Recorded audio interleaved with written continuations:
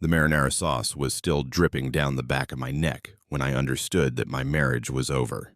Not because of the pain, though it burned, hot enough to leave marks I'd carry for weeks.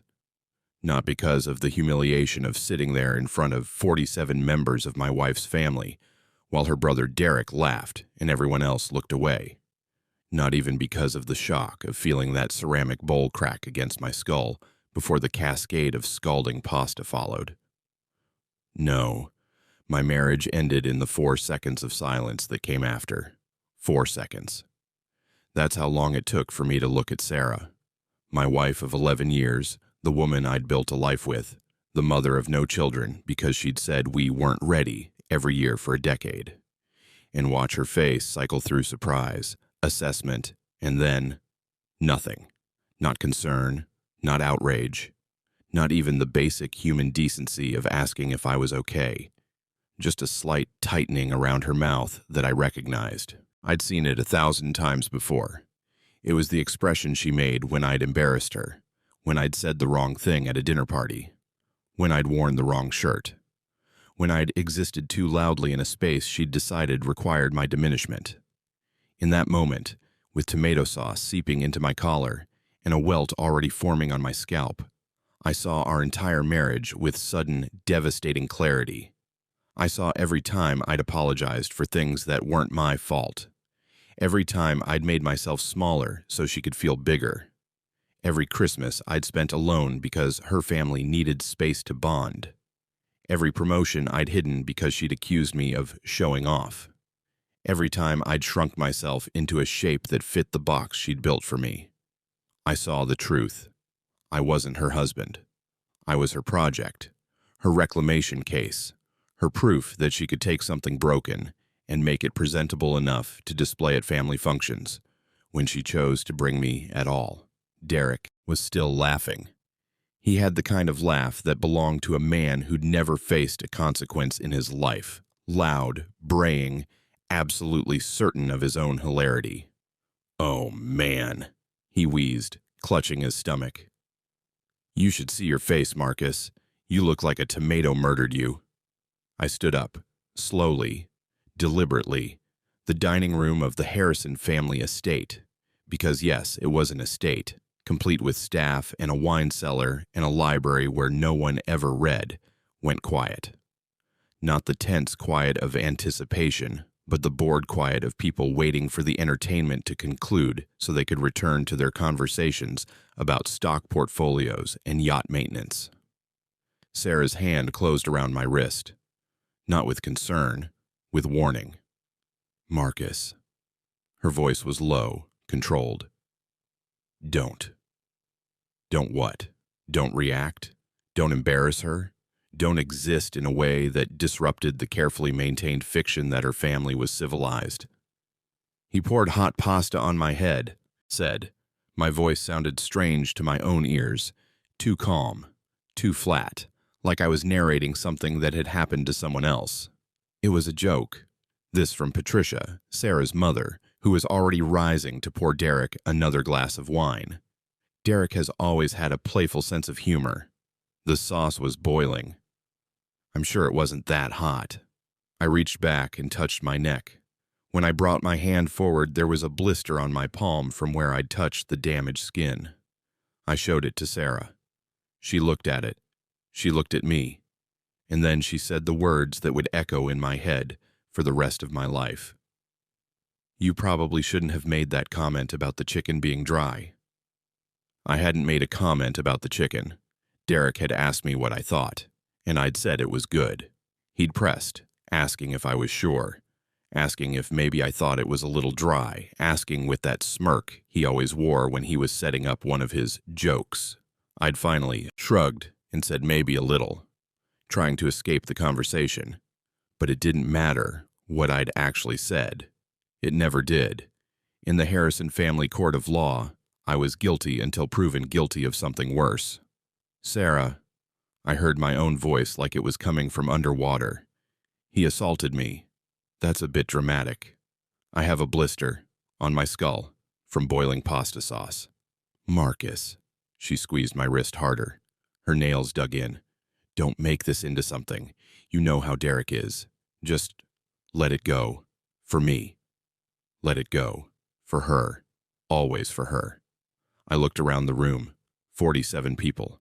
And not one of them would meet my eyes. Sarah's father was examining his wine glass with sudden fascination. Her sister Meredith was whispering something to her husband. Her aunts and uncles and cousins had all found something else to focus on. The crown molding, the chandelier, the pattern on the tablecloth.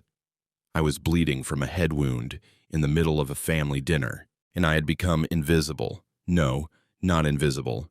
Inconvenient. Something shifted inside me. I felt it happen, a click, like a deadbolt sliding home. Like a door closing that would never open again. I pulled my wrist from Sarah's grip. She looked surprised. I never pulled away. I never resisted. I never made things difficult. Marcus, I walked around the table. My footsteps were very loud in the silence. Derek was still grinning, though there was something uncertain in it now. Some animal recognition that the script had changed and he didn't know his lines anymore. "Hey," he said, "but what are you—" I punched him. Not a wild swing, not a movie-style haymaker, just a single efficient punch that I'd learned in the boxing gym I'd been going to for the past 3 years. The one Sarah didn't know about, because she'd told me that working out was vain and not who you are. My fist connected with his nose. I felt cartilage shift. I felt the impact travel up my arm. Derek went down. Not unconscious, but stunned, clutching his face while blood seeped between his fingers. The room exploded. Everyone was suddenly moving, shouting. Patricia was screaming about calling the police. Sarah's father was demanding to know what the hell was wrong with me. Meredith was crying for some reason. And Sarah was standing exactly where I'd left her, her face a mask of absolute fury. "What have you done?" she whispered. Somehow her whisper cut through all the noise. "What have you done?" I looked at her, really looked at her, for the first time in maybe years. She was beautiful. She'd always been beautiful. That was part of the problem, wasn't it? Beautiful enough that I'd convinced myself I was lucky. Beautiful enough that I'd accepted treatment I never should have tolerated, because surely someone like her wouldn't be with someone like me unless I deserved whatever she gave me. But beauty doesn't make someone good. It doesn't make them kind. It doesn't make them worthy of the sacrifices you lay at their feet. He poured boiling pasta on my head, I said. "So you hit him? You hit my brother?" "Yes." "What is wrong with you?" There it was, the question she'd been asking me in 1,000 different ways for 11 years. What is wrong with you? Why can't you be normal? Why can't you just fit in? Why do you make everything so difficult? "Nothing," I said. "There's nothing wrong with me." I turned and walked toward the door. "Where do you think you're going?" Sarah's voice cracked like a whip. "You can't just leave. You have to apologize. You have to—" "No." The word hung in the air. I'd never said it to her before. Not like that. Not as a complete sentence, requiring no elaboration or justification. "Excuse me?" I stopped at the door. I didn't turn around. "I'm not apologizing. I'm not making excuses. I'm not shrinking myself down to fit whatever shape you've decided I should be today." I took a breath. "I'm leaving. If you walk out that door," Sarah's voice was trembling now. With rage or fear, I couldn't tell. Maybe both. "If you walk out that door, Marcus, don't expect me to fix this. Don't expect me to clean up your mess. You'll have to beg for forgiveness. From Derek. From my family. From me." I thought about that. About spending the rest of my life begging the Harrison family to forgive me for having the audacity to respond to assault with a single punch. "No," I said again. And then I walked out the door. The drive home took 43 minutes. I remember because I counted every one of them, trying to feel something other than the strange, hollow calm that had settled over me. I should have been panicking. I should have been calculating the fallout, figuring out how to minimize the damage, planning my apology tour. That's what I would have done before. That's what 11 years of marriage to Sarah had trained me to do. Instead, I pulled into the garage of our house. Her house, really bought with her family's money, furnished with her taste, existing in her vision of what a proper home should look like. And I sat in my car for a long time. The sauce had dried on my neck. It pulled at my skin when I moved. I could feel the blisters now, 3 distinct points of throbbing pain where the hottest sauce had pooled. I got out of the car. Inside, the house was dark and silent. Sarah had taken her own car to the reunion, so I was alone. I walked through the rooms that had never quite felt like mine, past furniture I'd never chosen, under paintings I'd never liked, until I reached the guest bathroom. I turned on the light. The man in the mirror looked like a stranger. Tomato sauce matted in his dark hair, red streaks down the side of his face, a welt forming on his forehead where the bowl had struck. But his eyes, my eyes, were clear, clearer than they'd been in years. I cleaned myself up. I took a shower, gritting my teeth against the sting of water on damaged skin. I put on clean clothes, and then I sat down at my laptop. I'd been thinking about this for months, maybe years. Not consciously. I hadn't let myself think about it consciously, because that would have meant admitting that something was wrong, that my marriage was failing, that I'd made a terrible mistake in dedicating my life to someone who saw me as a renovation project rather than a person. But somewhere in the back of my mind, in the part that I'd learned to silence whenever Sarah was around, I'd been planning. I pulled up a browser. I typed in a search, one-way flights to Hawaii. The ticket cost $847. I put it on a credit card that Sarah didn't know about. That was another thing I'd done without letting myself acknowledge what it meant. 3 years ago, I'd opened a separate bank account. I'd been funneling money into it ever since. Not much, just enough that it wouldn't be noticed. 100 here, 200 there. Enough for what I was now realizing had always been an escape fund. Some part of me had known, some part of me had been preparing for this night, this moment, this decision, even while the rest of me insisted that everything was fine, that all marriages had rough patches, that I just needed to try harder, be better, apologize more convincingly. The flight left at 6:47 the next morning. That gave me 8 hours to pack what I needed and get to the airport. I didn't need much. That was the revelation that hit me as I stood in the walk-in closet that had always been mine in name only. Sarah had claimed most of the space for her own clothes, leaving me a narrow strip along one wall. I looked at the suits she'd chosen for me, the ties she'd approved, the shoes she'd deemed acceptable, and I realized I didn't want any of it. I packed a single carry-on, jeans, t-shirts, comfortable clothes she'd always said made me look sloppy. My laptop, my passport, the watch my grandfather had given me, the one Sarah had called tacky, and banned me from wearing in public. I left my wedding ring on the bathroom counter. It was 11:47 p.m. when I got in my car. The car was in my name, one of the few things that was, so I didn't feel guilty about taking it.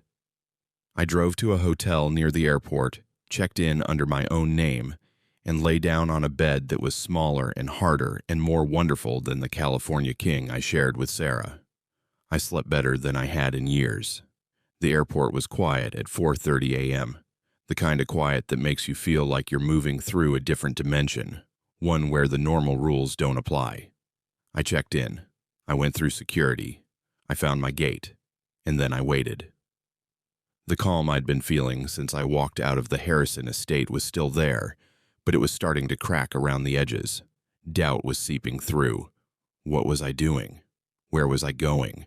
I had money, more than Sarah knew about, carefully saved over years of what I was now admitting was preparation for exactly this moment.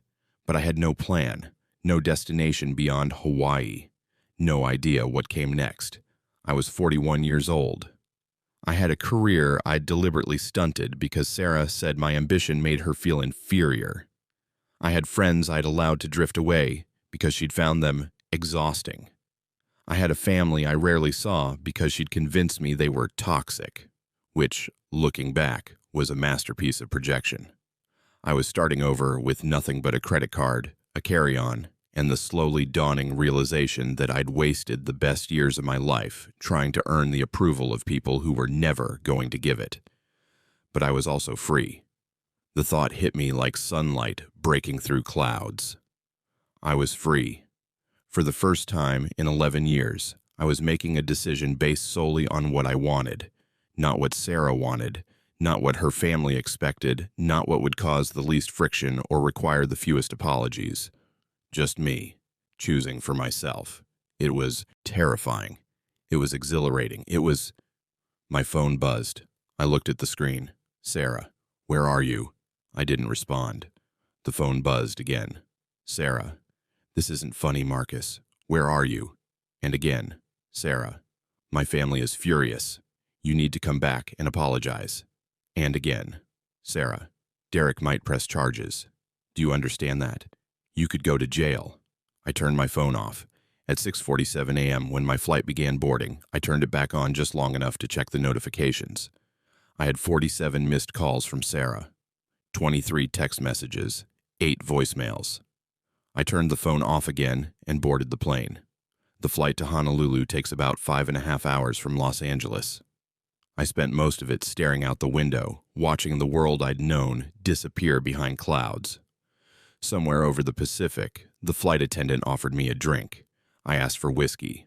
The good stuff, not the free mixer they give out in coach. I'd upgraded to first class. Sarah had always said first class was wasteful when we traveled, which was why we never went anywhere. Because she also said coach was degrading. The whiskey was smooth. I savored it. Vacation? The flight attendant asked. Something like that. First time in Hawaii? Yes. You'll love it. It's paradise. Paradise. I wasn't sure I believed in paradise anymore, but I was willing to find out. When the plane landed, I turned my phone back on. The screen lit up. For a moment, I couldn't process what I was seeing. The notification badge on my Messages app was showing a number I'd never seen before on any phone.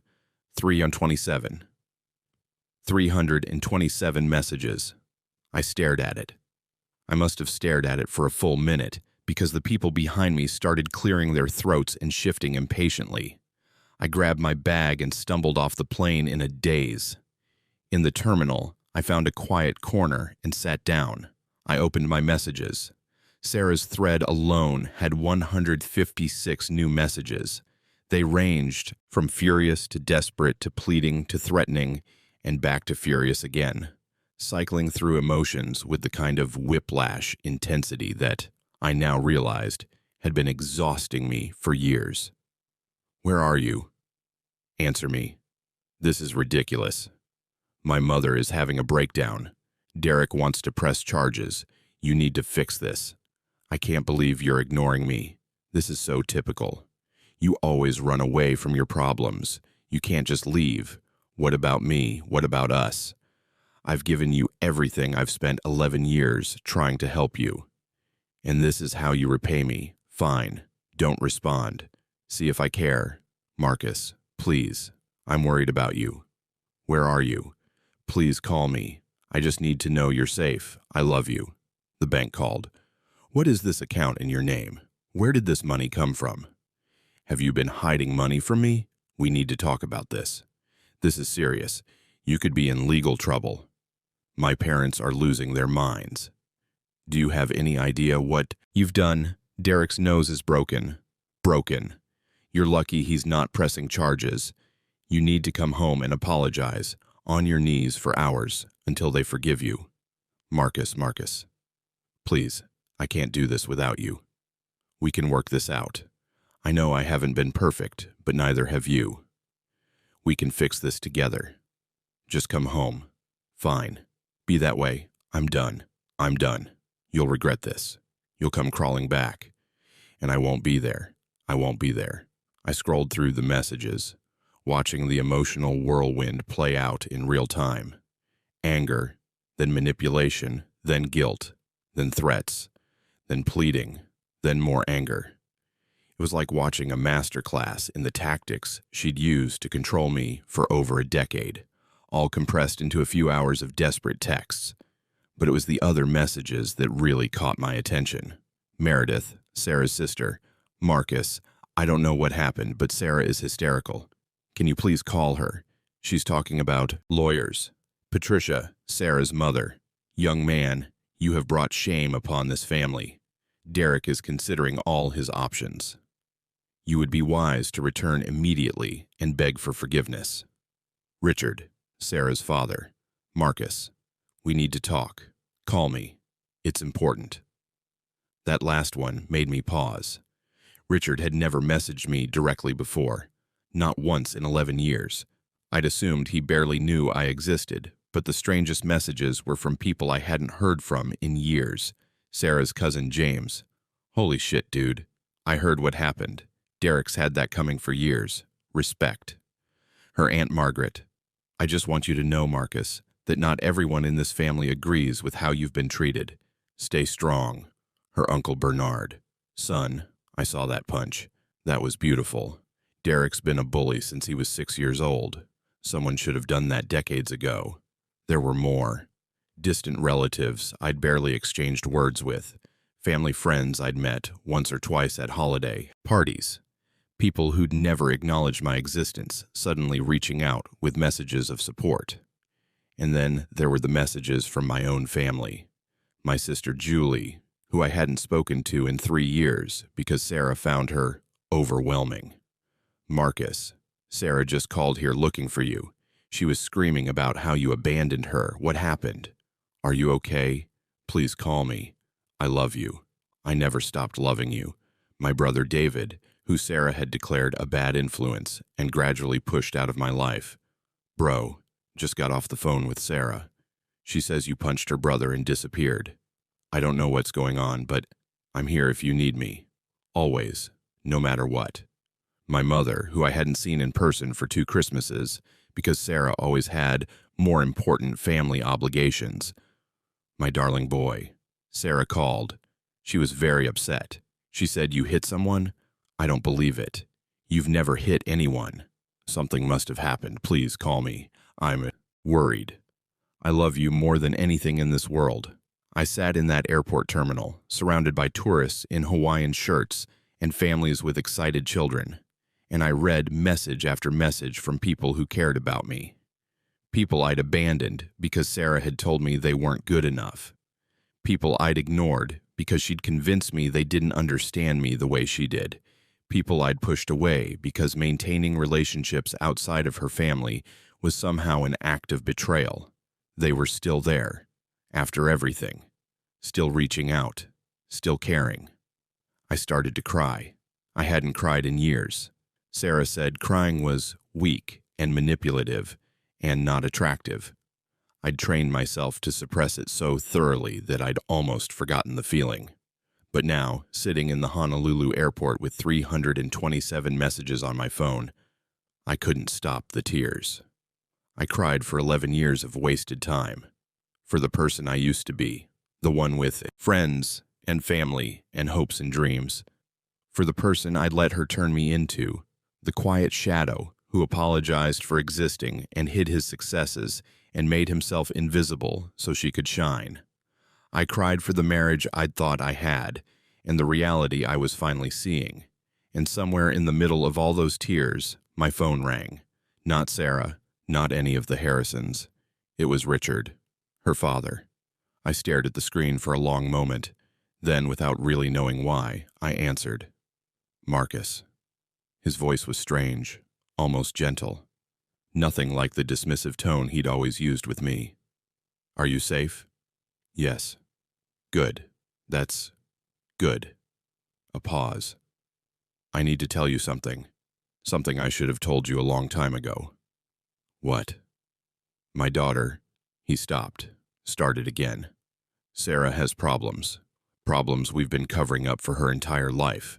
Problems that we enabled, encouraged even. I didn't say anything. I just listened. When she was 16, there was an incident with a boyfriend. She convinced everyone he'd done something terrible to her. She was very convincing. We went to war for her. Lawyers, police, everything. That boy's life was destroyed. What happened? It wasn't true. None of it. We found out later, much later, that she'd fabricated the whole thing because he'd tried to break up with her. By then, the damage was done. The boy's family had moved away. He'd lost his scholarship, his friends, everything. I felt something cold settle in my stomach. Why are you telling me this? Because she's doing it again, right now, to you. She's already talking to our lawyers about pressing charges, about filing for divorce and taking everything, about painting you as abusive, violent, unstable. Richard's voice cracked. And I can't watch it happen again. I've done a lot of terrible things to protect my family, Marcus. But this has to stop. What do you want me to do? Nothing. I'm the needs to do something. For once in my miserable life, I need to do the right thing. He took a breath. I'm going to send you some documents, records, evidence of things Sarah has done over the years, things we've covered up, things we've paid to make disappear. It's not complete, but it's enough. Enough to protect yourself if she tries to destroy you the way she destroyed that boy. I was silent for a long moment. Why? I finally asked. Because you didn't deserve what happened last night. You've never deserved the way this family treated you. And because my grandchildren, his voice broke, my grandchildren deserve to know that their grandfather did at least one right thing in his life. Sarah and I don't have children. I know, thank God. That's probably the only blessing in this whole mess. I didn't know what to say. This was Richard Harrison, the man who'd looked through me for 11 years, the man who'd treated me like slightly embarrassing furniture, suddenly offering me, what? Redemption? Protection? Absolution? Why didn't you ever say anything before? I asked. If you knew what she was like, why did you let me marry her? The silence on the other end of the line was answer enough. Because you thought I deserved it, I said. No, because I didn't think about you at all. You were just another person Sarah had chosen, another project for her to work on. I assumed you'd figure it out eventually, or she'd get bored and move on, or something. But last night, I watched my son actually assault you with boiling food, and I watched my wife rush to protect him. I watched my daughter tell you to apologize for being attacked. And I watched you stand there, covered in sauce, with blisters forming on your skin, and I saw the moment you realized the truth. What truth? That none of us ever saw you as a person. You were just a prop in the story of Sarah's life. And props don't have feelings. Props don't get hurt. Props don't need protection. He was right. That was exactly what I'd realized, there in the dining room with marinara sauce dripping down my neck, that I'd spent 11 years trying to be a good husband to someone who'd never seen me as a husband at all. The documents, I said. Send them. I will. There's money. Money that should be yours. What do you mean? When you married Sarah, you signed a prenup. Do you remember what it said? I thought back. The prenup had been presented to me 2 weeks before the wedding, with a lawyer who'd explained it so quickly I'd barely followed. I'd signed it because Sarah had said it was just a formality, and I'd trusted her. It said something about assets accumulated during the marriage staying separate. That's what you were told it said. That's not what it actually said. Richard sounded tired, defeated. What it actually said was that any assets you brought to the marriage or accumulated during it would be transferred to a joint account controlled by Sarah, while any assets she or her family contributed would remain entirely in her name. I don't understand. Every dollar you've earned in 11 years, Marcus, has been quietly siphoned into accounts Sarah controls. Your salary, your bonuses, your stocks, everything. The document you signed gave her the right to do that without your explicit consent. I sat very still. How much? Based on your earning history and current investment values. Approximately $3.7 million. The world tilted. That's impossible. I'm just a... You're the lead architect at one of the most successful firms in California, Marcus. You've brought in clients worth hundreds of millions in development contracts. Your bonuses alone have averaged $200,000 a year for the past 6 years. But Sarah always said we were struggling, that we needed to be careful with money, that we couldn't afford. Sarah has a house in the Hamptons she's never told you about, a car collection in storage, a trust fund she's been building since before you were married. I couldn't breathe. The edges of my vision were going gray. This is insane. I would have noticed. I would have seen bank statements, tax returns. She had everything sent to a P.O. box you don't know about. She's been signing your name on documents for years.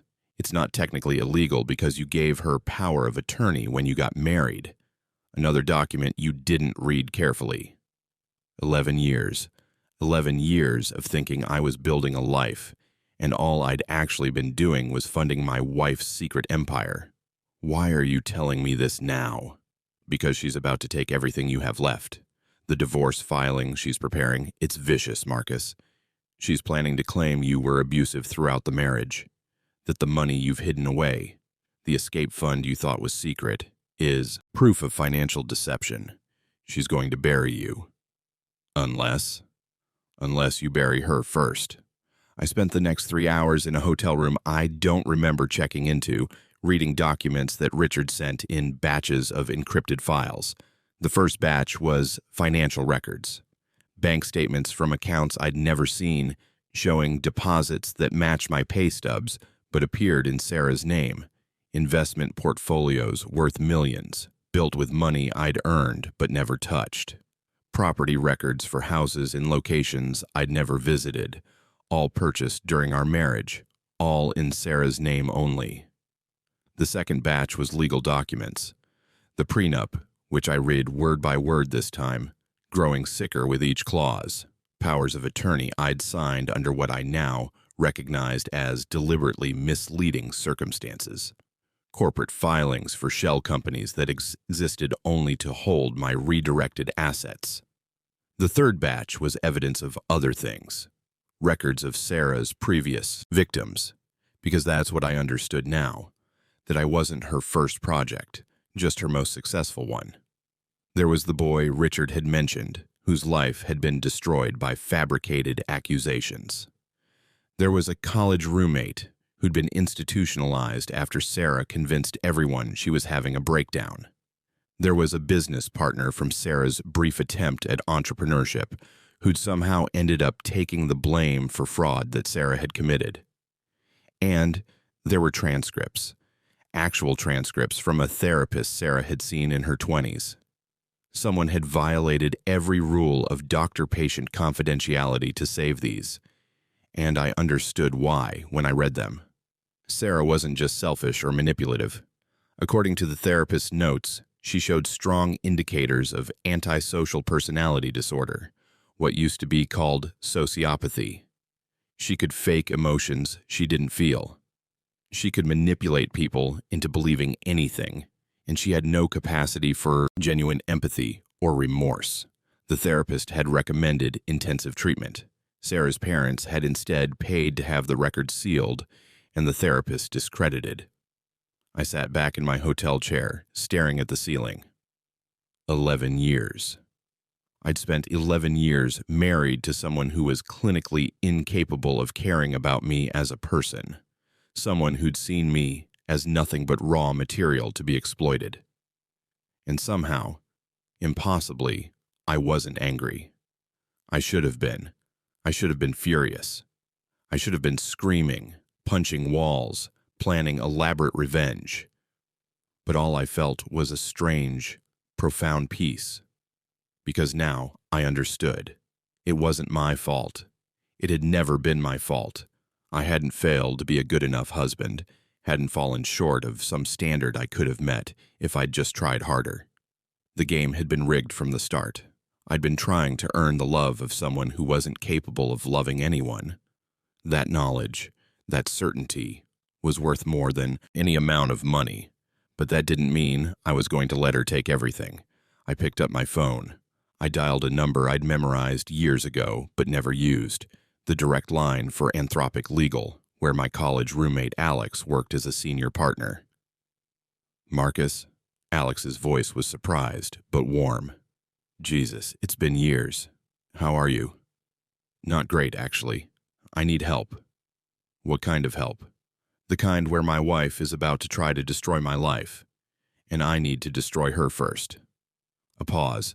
Then, "I'm going to transfer you to a private line. Hold on." 3 minutes later, I was talking to Alex in a secure room with no recording devices. "Tell me everything," he said. So I did. By the time I finished, Alex had been silent for several long moments. "That's a lot," he finally said. "I know. She really took $3.7 million from you?" "Apparently. And you had no idea?"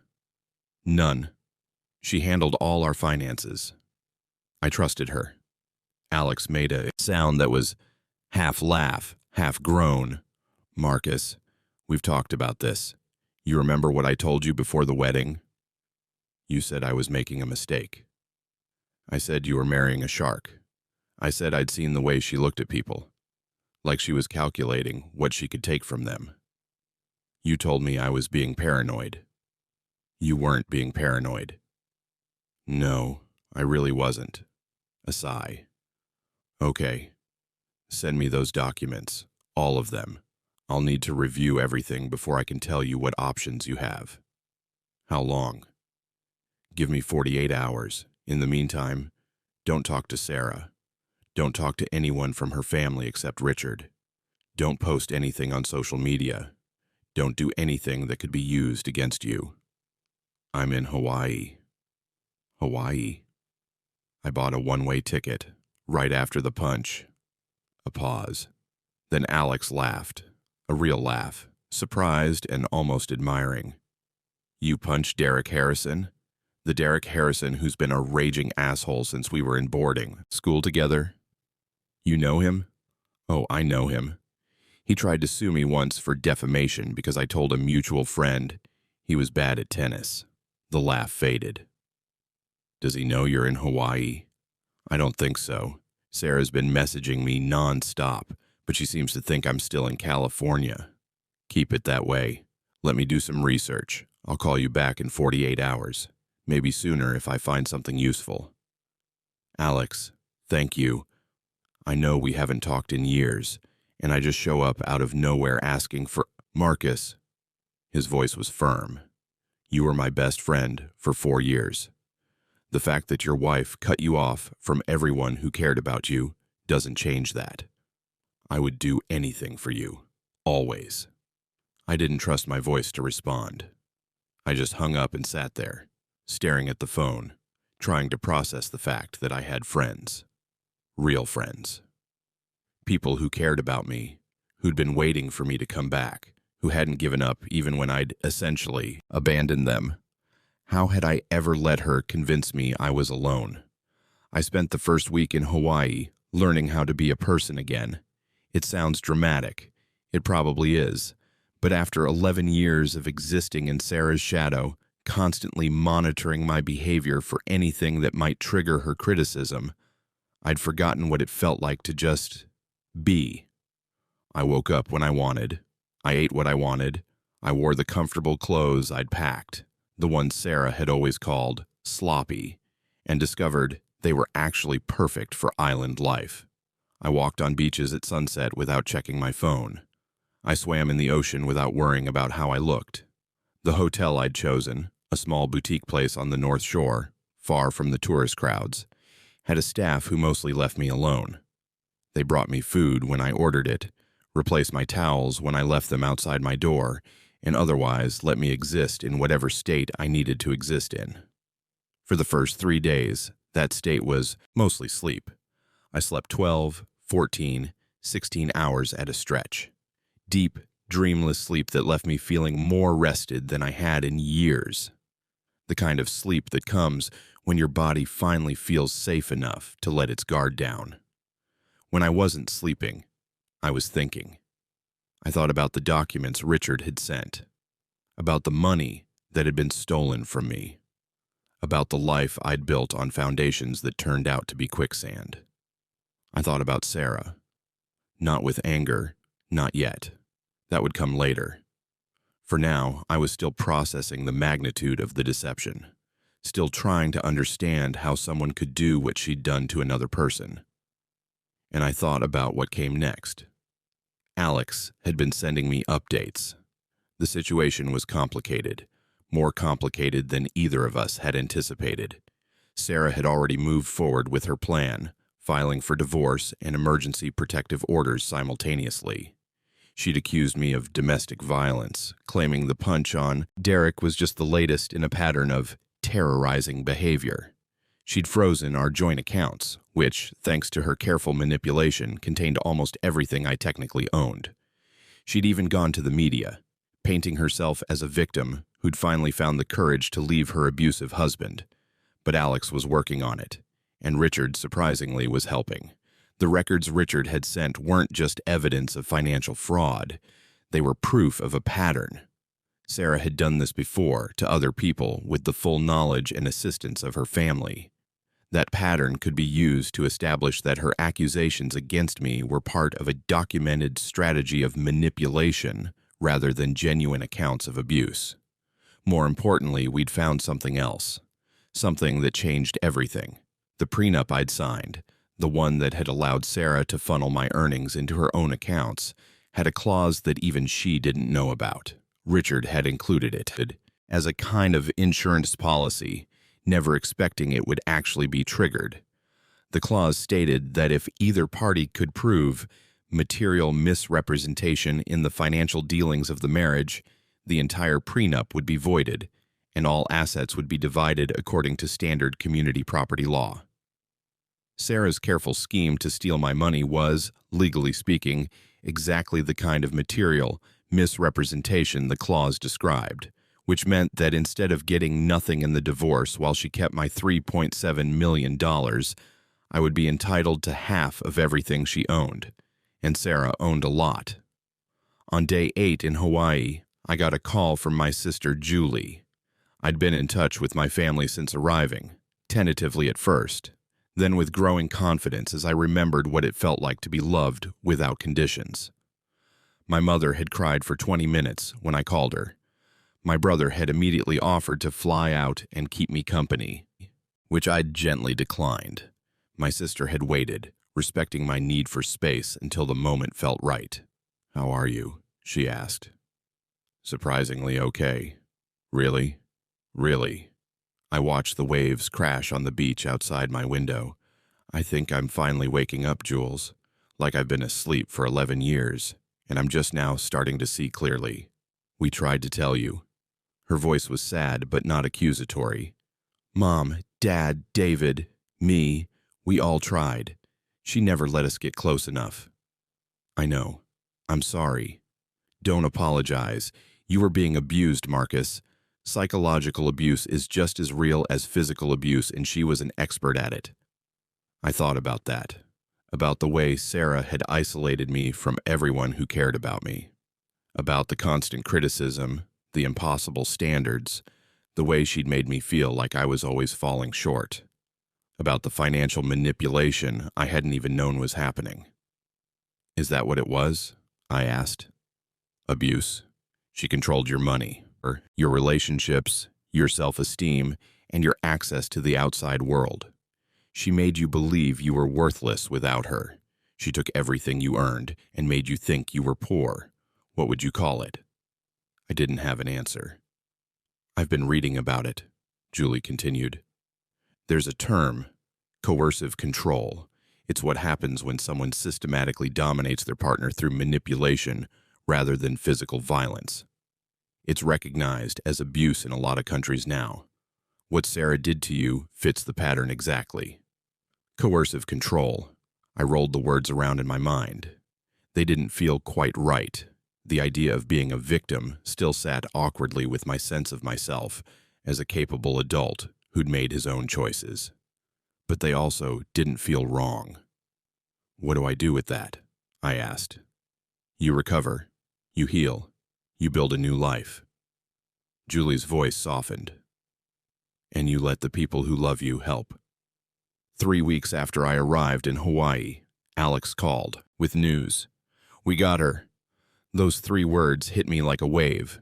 I sat down heavily on the edge of my bed. What do you mean? I mean, we have proof of everything. The financial fraud, the manipulation of legal documents, the pattern of abuse against previous partners. Alex's voice was tight, with barely suppressed excitement. And something else.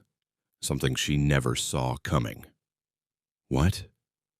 Remember those sealed therapy records Richard sent you? The ones with the antisocial personality disorder diagnosis? Yes. There's a federal law that protects medical records from being unsealed, except in very specific circumstances. One of those circumstances is proof that the records are relevant to establishing a pattern of predatory behavior that endangered others. Okay? Sarah's previous victim, the boy she destroyed with false accusations. He's been trying to get those records unsealed for 15 years. Every time he tried, the Harrison family's lawyers shut him down. But with the evidence we have now, the pattern, the financial manipulation, the multiple victims, we were able to petition jointly for unsealing. And we got the records. All of them. Not just the diagnosis, but detailed session notes spanning 2 years of treatment.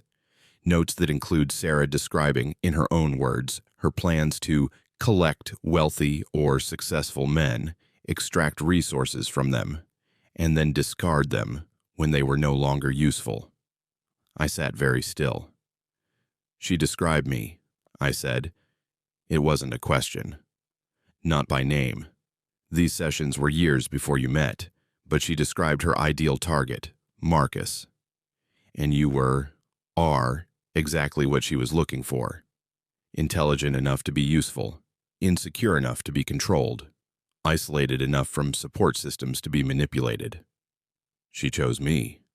She hunted you, and now we can prove it. The legal battle that followed was brutal, but it was also strangely cathartic.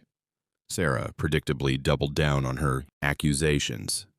She went to every media outlet that would listen, painting herself as a victim of domestic violence who was being persecuted by her wealthy abuser. She cried on camera. She showed evidence of my supposed cruelty, text messages taken out of context, carefully edited recordings, testimonies from family members who'd been present when I'd brutally attacked Derek, but she'd miscalculated. She'd spent so many years assuming I was too beaten down to fight back that she hadn't prepared for the possibility that I might. She'd dismissed my family as irrelevant, not realizing they'd been waiting for years to support me. She'd underestimated Alex, treating him as just another of my abandoned friends rather than one of the best lawyers in the country. And she'd never, in her worst nightmares, expected her own father to turn against her. Richard's testimony was devastating. Not because he said anything cruel. If anything, his words were tinged with the sorrow of a father who'd failed his daughter by enabling her worst impulses. But the facts he presented were damning. The sealed records, the previous victims, the pattern of behavior that stretched back to her teenage years. By the time our counter-filing became public, the narrative had completely shifted. Sarah went from media darling to cautionary tale overnight. Her claims of domestic violence crumbled under scrutiny. There were no hospital records, no police reports, no friends or family who could corroborate her story outside of those who were financially dependent on the Harrison family. Meanwhile, I had documentation of every burned welt on my neck from the pasta incident. I had records of Derek's previous jokes that had accidentally hurt people. I had witnesses from outside the family who'd seen Sarah's controlling behavior over the years. and I had $3.7 million in documented evidence of financial fraud. The divorce proceedings took 8 months. Sarah fought every step of the way, but her position deteriorated steadily as more evidence emerged. Her lawyers dropped her twice, the first citing irreconcilable differences in strategy, the second simply refusing to participate in what she was demanding. In the end, it wasn't even close. The prenup was voided due to material misrepresentation. All assets were divided under community property law, and because Sarah had been found to have engaged in financial fraud and systematic manipulation, I was awarded a disproportionate share of everything, including the money she'd stolen from me, plus interest, plus punitive damages. When the final judgment came down, I was worth just over $12 million. Sarah was left with the Hamptons house, which she'd had to mortgage to pay her legal fees, and whatever remained of the Harrison family fortune, which wasn't much, once all the debts and settlements were accounted for. But the money, honestly, wasn't the important part. The important part was watching her face when the judge read the verdict, watching the mask slip for just a moment, revealing the cold calculation beneath, watching her realize that for the first time in her life, she'd encountered someone she couldn't manipulate. I didn't gloat. I didn't say anything at all. I just looked at her, really looked at her, and let her see that I knew, that I understood exactly what she was. And then I walked out of the courtroom, into the sunlight, and got on with my life. The aftermath of the divorce was quieter than I'd expected. Sarah disappeared from public view almost immediately. I heard through various channels that she'd moved to Europe, then South America, then somewhere in Southeast Asia. The story changed depending on who was telling it. What remained constant was that she was gone, and everyone who knew her seemed relieved. Derek never pressed charges for the punch. Maybe his father talked him out of it. Maybe he realized that the discovery process would expose things about his own behavior that he'd rather keep hidden. Either way, the threatened prosecution never materialized. Patricia had a health crisis, a real one, not the theatrical breakdowns she'd weaponized for years. I heard she was in a care facility somewhere. I didn't feel much of anything when I learned that. She'd never been cruel to me directly, but she'd created and enabled Sarah. That was enough. Richard and I never spoke again after the trial. He'd done what he said he would do, testified honestly, provided documentation, helped ensure that Sarah couldn't destroy another person the way she'd destroyed so many before. Whether that was redemption or just damage control, I couldn't say. It didn't matter. He'd served his purpose, and so had I, and there was nothing left to connect us except the wreckage of his family. The Harrison family, as a unit, essentially ceased to exist. The various cousins and aunts and uncles scattered to the winds, each taking whatever fragments of respectability they could salvage. Some of them reached out to me, the ones who'd sent supportive messages that first morning, when I was sitting in the Honolulu airport with 327 notifications on my phone. I wasn't ready to reconnect with any of them, but I appreciated that they'd tried. My own family closed around me like arms that had never stopped being open. My mother flew to Hawaii 2 weeks after the divorce was finalized. She stayed for a month, fussing over me in ways I'd forgotten I needed. She made my favorite childhood foods. She told me stories about my father, who died while I was trapped in the marriage that had prevented me from seeing him at the end. She sat with me on the beach at sunset and held my hand while I cried for the years I'd lost. My brother came next, with his wife and kids. I'd never really known my niece and nephew. They'd been born during the years when Sarah had kept me isolated from my family. Now I got to watch them play in the ocean, got to build sandcastles with them, got to be Uncle Marcus in a way I'd never been allowed to be before. My sister visited last, bringing nothing but herself and a willingness to listen. We talked for hours, days, about everything and nothing, about our childhood, about our parents, about the paths our lives had taken, and the ways those paths had diverged. About Sarah, when I was ready. about what came next when I wasn't sure. "What do you want to do?" Julie asked one evening as we sat on the lanai watching the sun sink into the Pacific. "I don't know," I admitted. "I spent so long trying to figure out what Sarah wanted me to do that I'm not sure I remember how to want things for myself." "Then don't worry about wanting. Just notice what feels good." "That sounds like something from a self-help book." She laughed. "It is, actually, but that doesn't mean it's wrong."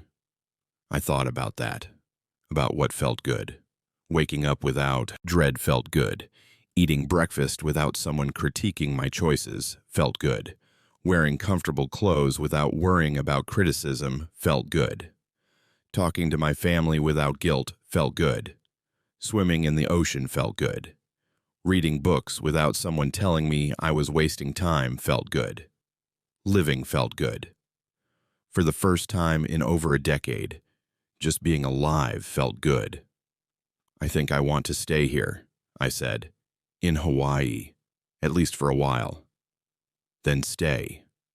"It's not that simple. I have a career, had a career. I need to figure out—" "Marcus," Julie's voice was firm, "you have $12 million. You never have to work another day in your life if you don't want to. You can stay in Hawaii for a while. You can travel the world. You can do whatever you want." Whatever I wanted. What did I want? The question sat with me for a long time after Julie left. Not demanding an answer, just present. Waiting. I stayed in Hawaii for 2 years, not in the hotel. After the first few months, I bought a small house on the North Shore. Nothing fancy, just a simple bungalow with a view of the ocean and enough space for guests when my family came to visit. I learned to surf, badly at first, then less badly, then competently, then well enough to not embarrass myself in front of the locals.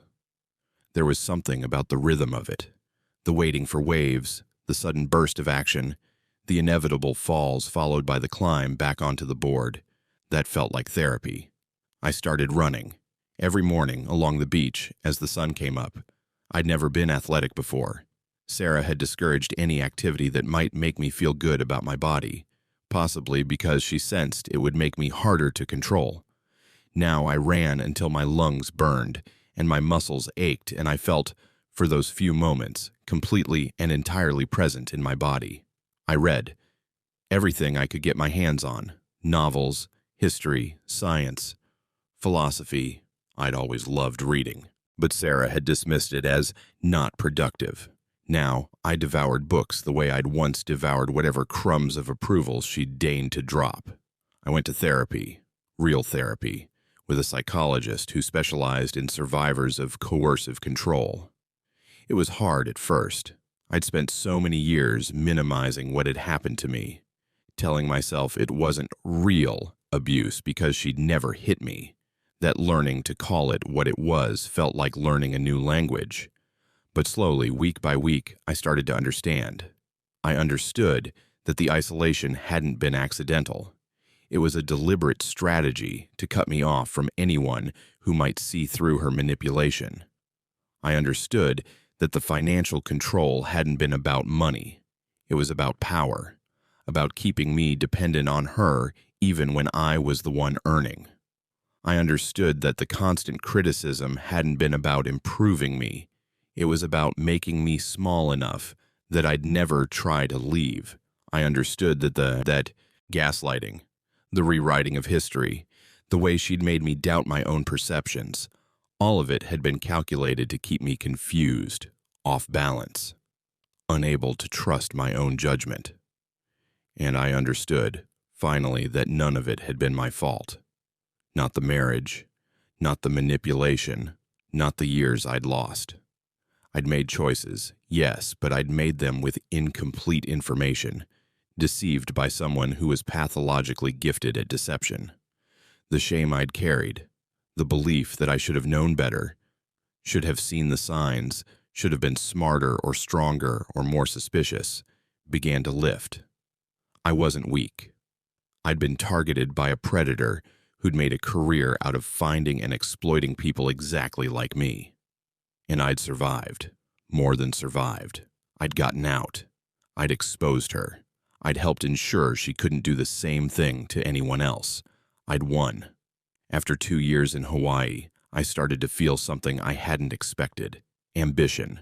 Not the desperate need to prove myself that Sarah had exploited, but something healthier. A genuine desire to create, to build, to contribute something to the world. I'd been a successful architect before, more successful than I'd realized, given the money Sarah had been siphoning away.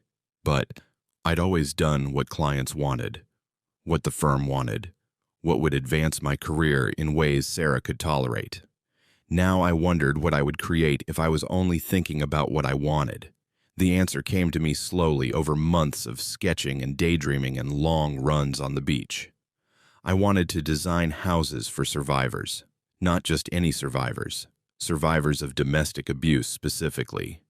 People who'd escaped relationships like mine and were trying to rebuild their lives. People who needed a safe space, a sanctuary, somewhere that was entirely theirs. I started researching. I talked to experts in trauma-informed design, learning about how physical spaces could either trigger or soothe people who'd experienced violence. I connected with domestic violence organizations, understanding their needs and the gaps in current housing options. I consulted with survivors themselves, listening to what made them feel safe or unsafe in different environments. And then I started designing. The houses I created were simple on the outside, nondescript, hard to distinguish from the homes around them. But inside, they were carefully structured to maximize both safety and healing. Multiple exits from every room, sight lines that allowed occupants to see who was approaching, sound-dampening walls for privacy, gardens and light wells for connection to nature, flexible spaces that could be configured and reconfigured as needs changed. I called them sanctuary houses. The first one was built in California, funded entirely by my own money. I gave it to a domestic violence organization that agreed to manage it and select residents. Within 6 months, it was full, and there was a waiting list. The second house was in Texas, then New York, then Florida. Each one slightly different, adapted to local climate and culture, but all built on the same principles of safety and healing. By the end of the 3rd year after my divorce, there were 12 sanctuary houses across the country. I'd spent $4 million on them, a third of my settlement money, and I'd never felt richer. But the houses weren't just about the money. They were about transforming something painful into something meaningful, taking the worst experience of my life and using it to help others going through the same thing. Sarah had tried to destroy me. Instead, she'd given me a purpose. 4 years after I walked out of the Harrison family reunion with marinara sauce drying on my neck, I received an unexpected letter. It was from Sarah. I stared at the envelope for a long time before opening it.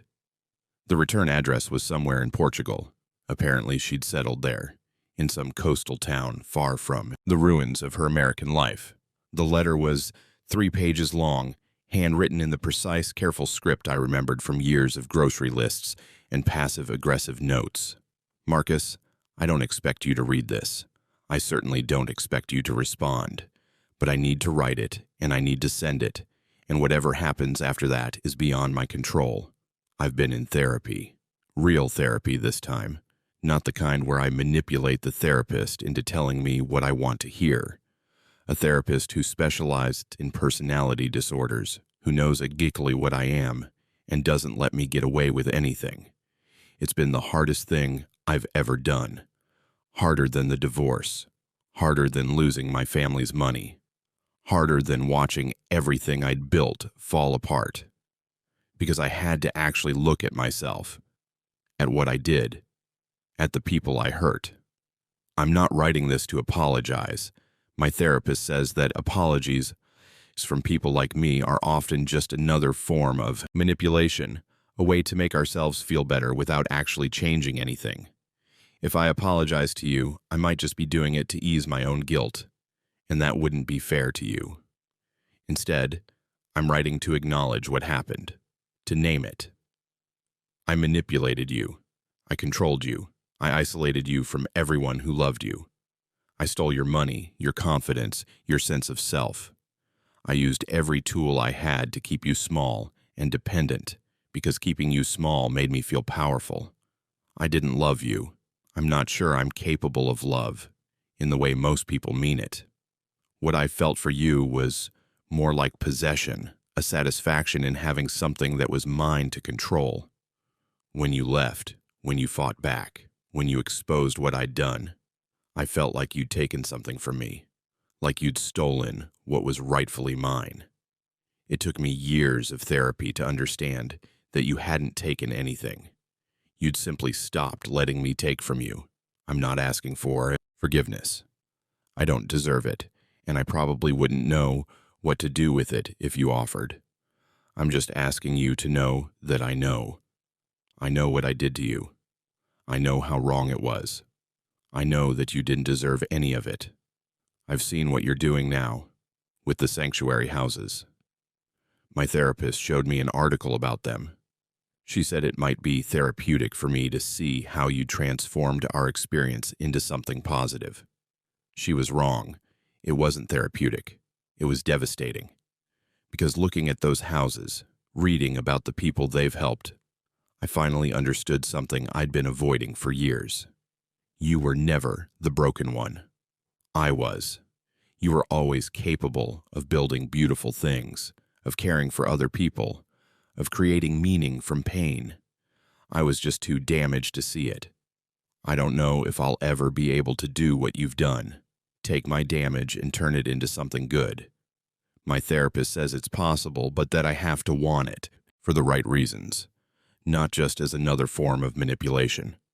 I'm still figuring out what the right reasons feel like, but I wanted you to know that I'm trying, not for you. I've lost any right to do things for you, for myself maybe, or for whatever future I might still have. You don't have to respond. You probably shouldn't. But if you ever think about me, I hope this letter changes something about how you remember us. Not better. I know I can't make it better. Just more complete. I'm sorry. That's probably manipulation too, but it's also true. Sarah. I read the letter 3 times. Then I folded it carefully, put it back in the envelope, and set it in a drawer in my desk. I didn't respond.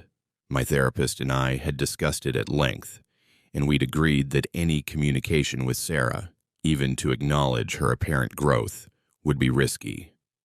People with her diagnosis were masters at using vulnerability as a weapon. Her letter might be genuine. It might also be the opening move in a new strategy of manipulation. I couldn't know for certain. I would never be able to know for certain. What I could do was acknowledge, privately, that the letter made me feel something other than anger. Not forgiveness, that was still too much to ask, but something like peace. She was trying, or she was pretending to try. Either way, she was doing it far away from me, and I was building a life that had nothing to do with her. That was enough. 5 years after the divorce, I bought a house in California, not in Los Angeles, where Sarah and I had lived, not anywhere near the Harrison family estate. A small town up the coast where the fog rolled in every morning and the waves crashed against cliffs instead of sandy beaches. I'd spent 4 years in Hawaii, healing. I'd spent another year traveling, visiting the sanctuary houses I'd built, meeting the people who lived in them, learning how to be in the world again. Now I was ready to put down roots. The house was old, a Victorian that had been renovated badly in the 80s and then abandoned when its owners couldn't afford the upkeep. I bought it at auction and spent 6 months bringing it back to life. I did most of the work myself. Not because I couldn't afford contractors, but because there was something deeply satisfying about tearing down walls and rebuilding them, about stripping away the ugly additions and revealing the original structure beneath. It felt like a metaphor, and I didn't mind. My family came to visit as I worked. My mother, now using a cane but still sharp as ever, supervised my paint color choices.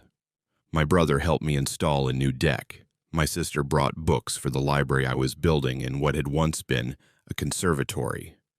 And slowly the house became a home. Not just for me. The house had 6 bedrooms, far more than I needed, and I gradually filled them with people who needed a place to stay. Alex came first, after his divorce. Amicable, nothing like mine, but still painful. He stayed for 3 months while he figured out his next steps, and we fell back into the easy friendship we'd had in college. Then my niece, taking a gap year before graduate school. Then a former resident of one of the sanctuary houses who'd become a friend and was transitioning into independent living.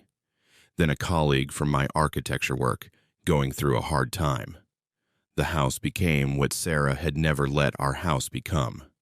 A place where people were welcome, where they could stay as long as they needed, where their presence was a gift rather than an imposition.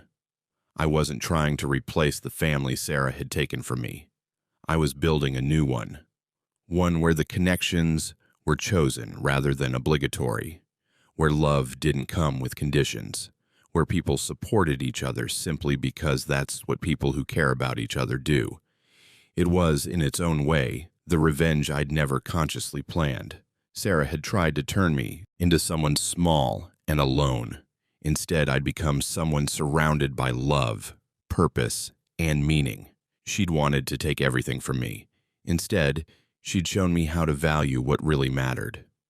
If you've ever felt trapped in a relationship that slowly steals your sense of self, I want you to know something.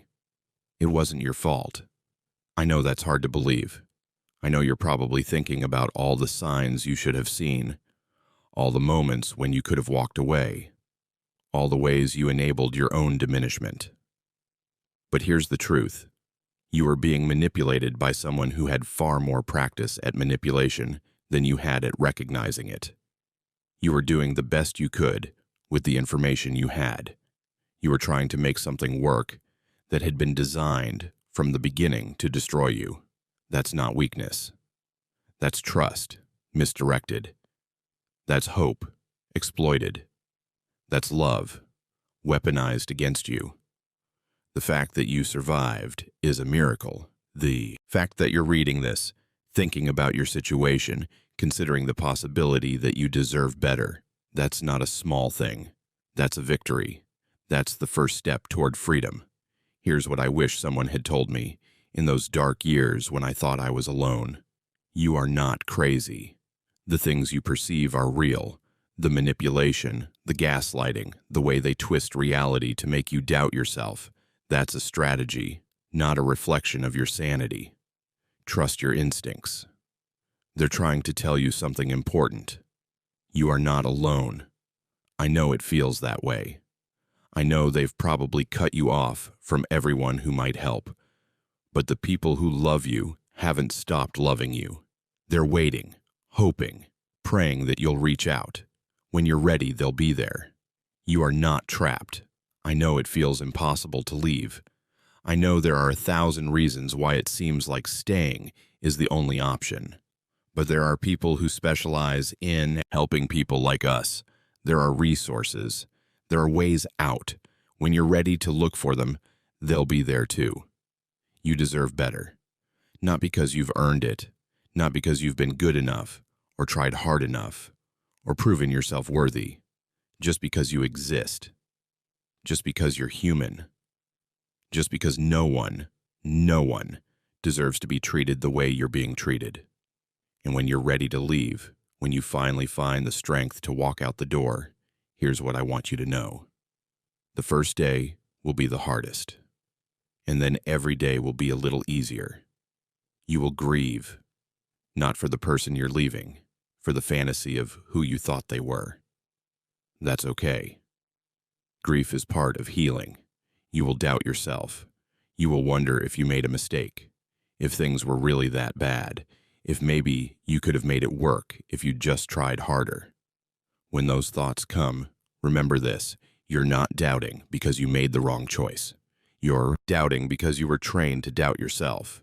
You will heal, not all at once, not in a straight line, but slowly, steadily, inevitably. The person you were before they broke you is still in there, waiting. And the person you'll become is stronger than you can imagine. I know this because I lived it. I walked out of a family reunion with hot pasta sauce still dripping down my neck, and I kept walking. I bought a one-way ticket to Hawaii, and I didn't look back. I let myself be vulnerable, let myself ask for help, let myself feel the full weight of what had happened to me. And then I built a life, a real life, full of love and purpose and meaning, full of people who see me for who I really am, full of work that matters, that helps others, that transforms pain into something beautiful. Sarah tried to destroy me. She almost succeeded. But here's the thing about survivors. We don't just escape. We rebuild. We transform. We take everything they threw at us and we forge it into armor, into weapons, into tools for helping others. That's not revenge. That's redemption. That's the quiet power of refusing to be destroyed. The sun is setting over the Pacific, and I'm sitting on the deck of my house, watching the fog roll in. 6 years have passed since the night everything changed. 6 years since I stood up from that dining table, walked around to where Derek sat laughing, and punched him in his smug, entitled face. I don't regret the punch. I know I should. Violence is never the answer. Blah, blah, blah. But honestly, that punch was the first honest thing I'd done in over a decade.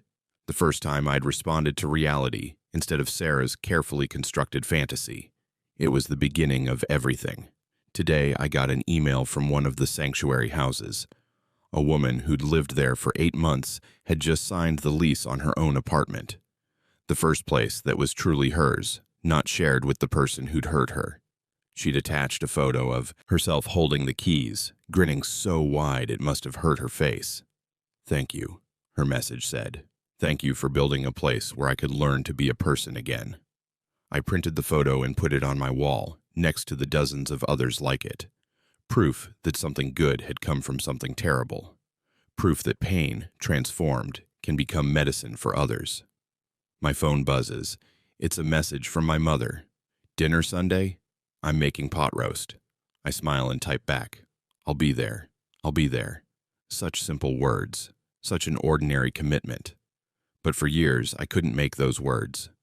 I couldn't be anywhere except where Sarah decided I should be, doing whatever Sarah decided I should do. Even visiting my own mother required permission, negotiation, inevitable guilt. Now I just go. Because I want to. Because she wants me there. Because that's what family does. Another message. This one from Alex. "Saw your latest design in the architecture magazine. Gorgeous work. Drinks this week to celebrate. I met him for drinks last week too. And the week before. This is what friendship looks like when no one is sabotaging it.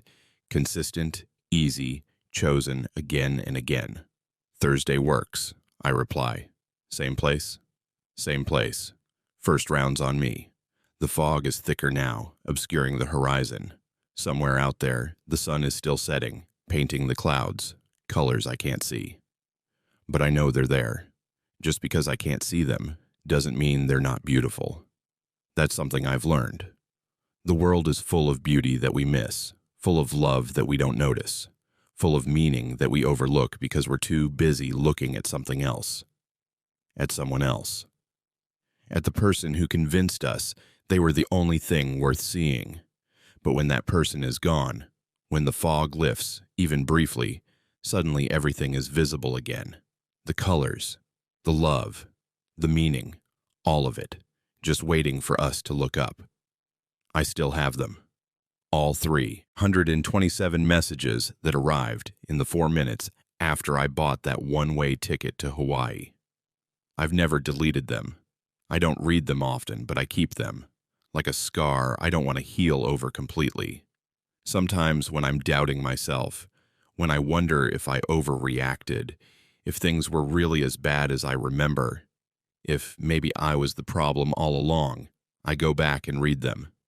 I read Sarah's escalating panic as she realized I was actually leaving, the way her messages cycled through rage and manipulation and guilt and desperate pleading, trying every tool in her arsenal to drag me back.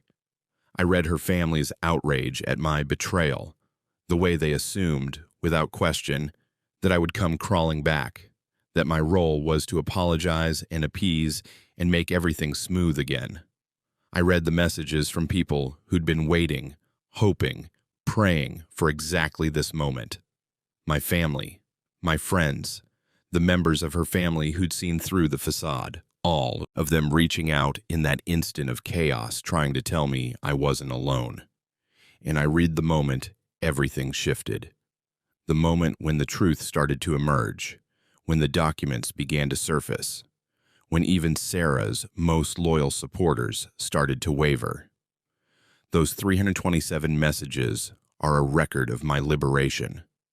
They're proof that it happened, that it was real, that I didn't imagine any of it. They're also proof of how close I came to never leaving at all.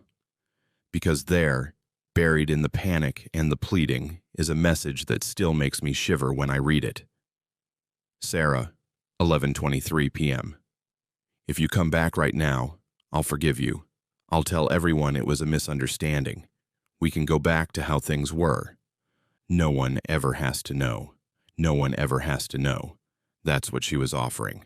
A return to the prison I'd been living in, but with the bars newly polished and the locks freshly oiled. A chance to pretend that nothing had happened, that I hadn't seen behind the curtain, that I was still the compliant, controllable person she'd spent 11 years creating. For a moment, just a moment, I can still feel the pull of that offer, the comfort of the familiar, even when the familiar is killing you, the terrifying prospect of freedom versus the known quantity of captivity. I could have gone back. Part of me wanted to go back. The part she'd trained, conditioned, broken into thinking it couldn't survive without her. But I didn't. I turned off my phone, and I got on the plane, and I flew away from everything I'd known. And here I am, 6 years later, sitting on my own deck, watching my own sunset, living my own life. Free. The morning after I punched Derek Harrison, I woke up in a hotel near LAX with my phone still turned off, and a strange feeling in my chest. It took me a while to identify it. I lay there, staring at the ceiling, trying to put a name to the sensation. It wasn't fear, though I should have been afraid. It wasn't anger, though I had every right to be angry. It wasn't even relief, though that was part of it. Eventually, I realized what it was. Peace. For the first time in 11 years, I wasn't bracing for criticism. I wasn't calculating how to avoid conflict. I wasn't moderating my behavior to make someone else comfortable. I wasn't hiding parts of myself because they'd been declared unacceptable. I was just existing in my own skin, without apology. The peace didn't last. It was quickly followed by the chaos of legal battles, emotional processing, and the long, hard work of rebuilding a self that had been systematically dismantled. But I've never forgotten that morning, that first taste of what freedom felt like. I think about it sometimes when people ask me how I knew it was time to leave. They want there to be a moment, a single dramatic breaking point that made everything clear. And there was a moment. The pasta, the punch, the walk out the door. But the truth is, I'd been leaving for years. Every time, I noticed something was wrong. Every time I questioned her version of reality. Every time I saved money in a secret account, or maintained a friendship she'd told me to abandon, or held on to some part of myself that she wanted me to destroy. I was leaving the whole time. I just didn't know it until I was already gone. If you're still in it, still trapped, still wondering, still hoping things will change, I want you to know something. You might not be ready to leave today. That's okay. Readiness isn't a switch you flip. It's a process, a gradual accumulation of strength and clarity and support. But while you wait, while you gather your resources and build your courage, know this: there is a life waiting for you on the other side. A life where you get to be yourself. where the people around you see you clearly and love what they see, where your energy goes toward building something beautiful instead of just surviving. You deserve that life. I don't know when you'll be ready to claim it, but when you finally take that first step toward the door, I want you to remember something. You're not running away.